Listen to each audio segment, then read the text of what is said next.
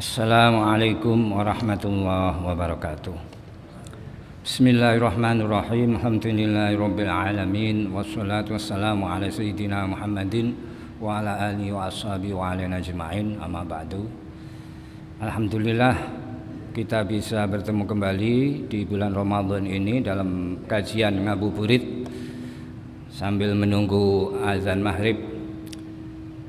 Hadirin jamaah Langgar Al-Qadir yang dimuliakan oleh Allah. Tema kali ini adalah membahas tentang ngerasani, tentang ghibah ataupun ngerasani.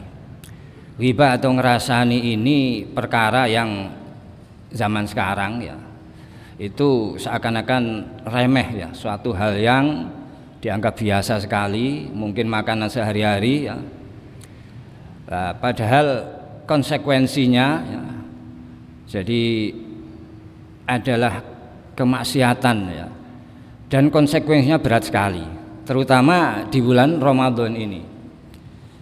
Jadi kenapa? Karena ghibah atau ngerasani ini bisa membatalkan, bukan membatalkan puasa, tapi membatalkan pahala puasa ya, kan nanti sia-sia puasanya. Yang ada tinggal haus dan lapar dan haus. Sebagaimana sabda Nabi, kamin so'imin laisa lahu min siyamihi ilal ju'u wal atsyu. Betapa banyak orang yang berpuasa tapi yang didapat hanya lapar dan dahaga. Nah, ini yang tidak kita harapkan. Nanti capek-capek kita puasa sia-sia jadi naudzubillah. Yang sangat ini yang harus diwaspadai ya ini tadi. Jadi perkara yang mungkin dianggap orang banyak ini adalah perkara yang remeh, yaitu ngerasani. Pengertian ngerasani itu apa sih? Ngerasani itu adalah menyebutkan sesuatu yang tidak disukai ya, orang yang dirasani.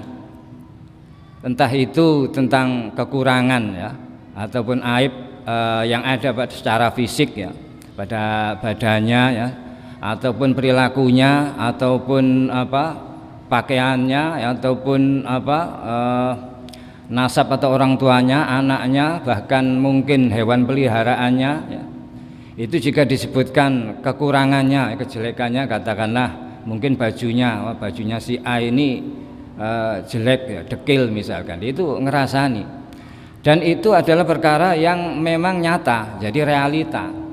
Jadi perkara realita yang mana tidak disenangi oleh orang lain jika didengar ataupun diketahui. Jadi misalkan saya menyebutkan kekurangan daripada salah seorang teman ya, si A misalkan, si A ini rumahnya jelek ataupun kulitnya maaf hitam dan sebagainya ya, atau kelakuannya jelek ya, perilakunya jelek dan sebagainya ya. Ini semua adalah termasuk ghibah ataupun ngerasani. Jadi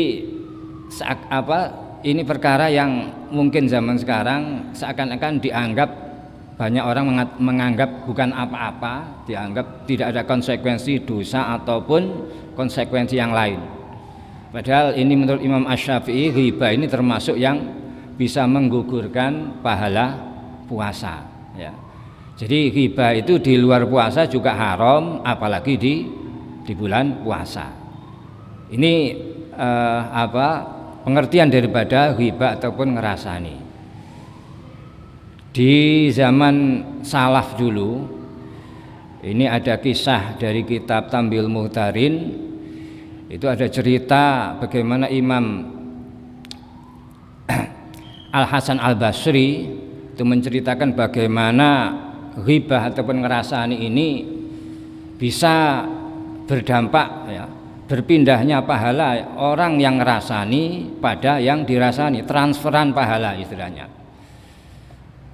Jadi Imam Al-Hasan Al-Basri pernah dirasani orang.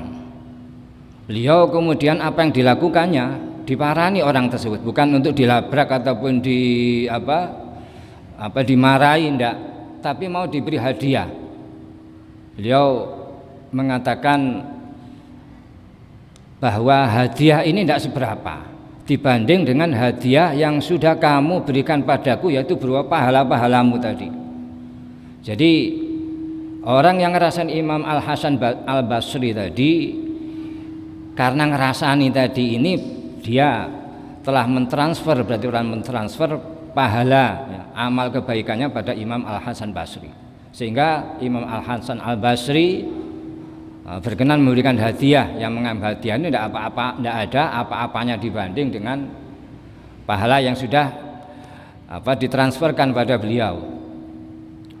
Kemudian juga ada kisah bagaimana Syekh Syakib Al-Balkhi, seorang ulama, seorang ahli ibadah, seorang sufi.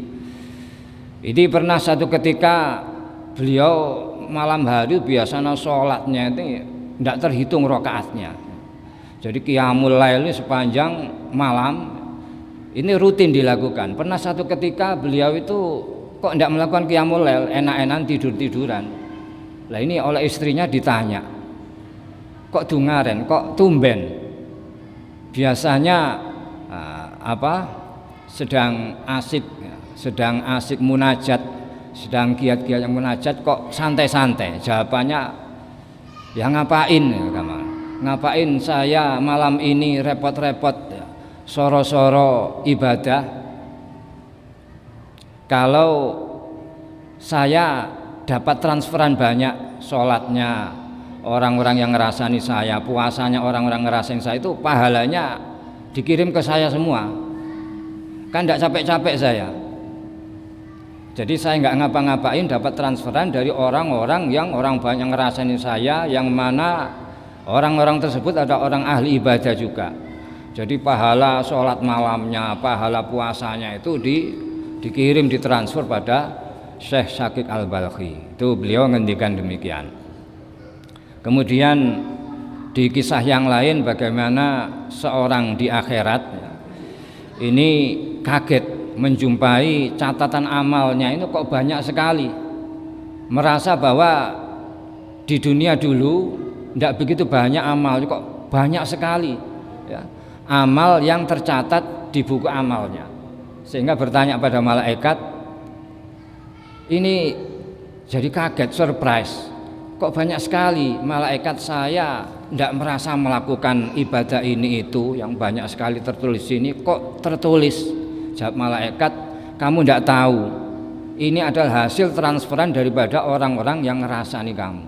Jadi orang-orang ngerasani kamu, pahala amalnya secara gratis dikirimkan padamu, sehingga tertulis di buku amal yang ada ya, yang kamu tidak pernah melakukan itu tertulis semua di situ.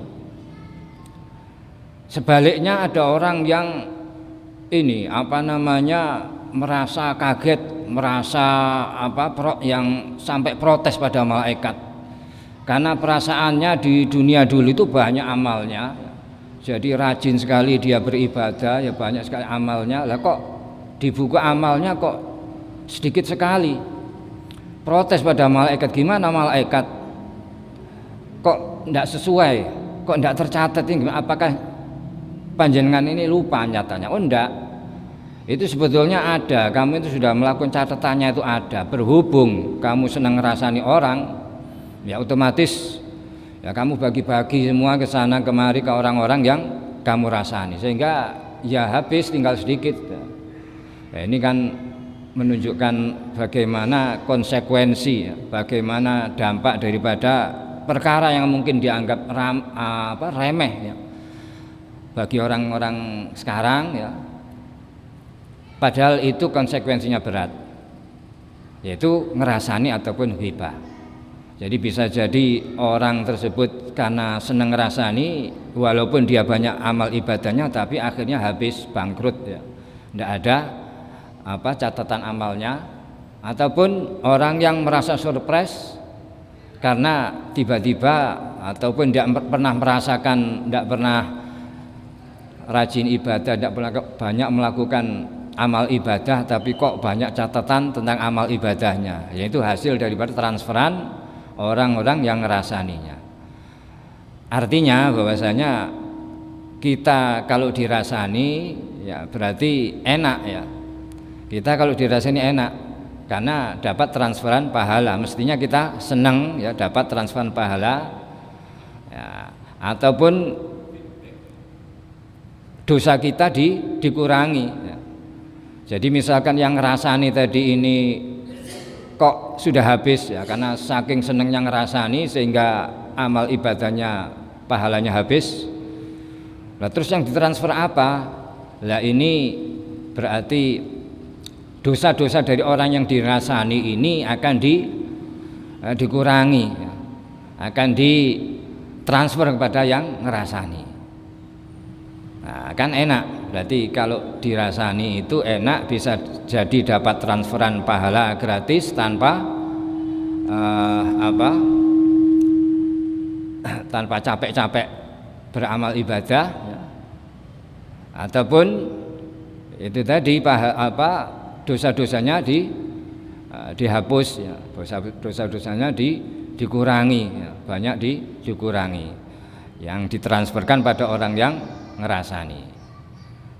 Jadi ini istilahnya itu tips bagaimana agar memperoleh nggak ngapa-ngapain dapat transferan pahala ataupun pengurangan dosa ya. Jamaah yang dimuliakan oleh Allah, tentunya rasa senang tadi ini terkait dengan transferannya. Tapi kalau terhadap perbuatannya ya, perbuatan orang ngerasani, tentu kita harus tidak senang ya, harus benci karena itu perbuatan mungkar. Jadi perbuatan mungkar, dari sisi perbuatan mungkarnya itu yang kita benci. Tapi kalau dapat transferannya ya siapa yang tidak senang ya.